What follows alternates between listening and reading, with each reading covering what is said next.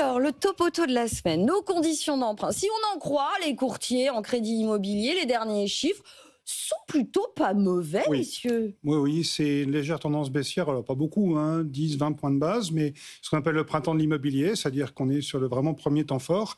Les banques ont des liquidités, elles veulent recruter des clients, donc elles proposent de bonnes conditions. Et puis, ce qui est aussi intéressant, c'est de voir que si on a un très bon dossier qui sécurise la banque, avec de l'apport, avec de l'épargne résiduelle, une capacité à épargner pendant les remboursements, une bonne gestion des comptes, on en a déjà parlé. Ouais. Si vous faites des paris en ligne, vous jouez avec les crypto-monnaies, vous vous mettez en danger. C'est pas top, ça. Le banquier vous aime pas trop. Voilà. Comme ça. Mais si vous avez un bon dossier qui sécurise bien la banque, on peut descendre sur 20 ans. Aujourd'hui, on est à 3,35, on était à 3,40 le mois dernier.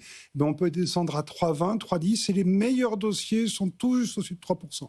Donc, ça reste quand même de très bonnes conditions. Quand on dit les meilleurs dossiers, Pierre, c'est quoi? C'est ceux qui gagnent le plus? Ceux qui ont des bons revenus. C'est toujours comme ça. C'est-à-dire que quand vous avez des revenus très élevés, c'est mieux puisque vous présentez moins de risques. Ça ne veut pas dire que les banques ne prêtent qu'aux riches. Les banques ne prêtent qu'à ceux qui peuvent rembourser. Ce qui est un petit peu différent, mais ceux qui peuvent rembourser, c'est souvent ceux qui ont des moyens. Et que quand vous avez 120, 150 000 euros par an de revenus, vous avez de meilleurs barèmes que quand vous avez 50 ou 60 000. Mais quand vous avez 50 ou 60 000, vous pouvez tout à fait avoir des taux inférieurs au barème si vous présentez ce fameux bon dossier qui sécurise la banque. Et pour peu que vous soyez jeune, désolé,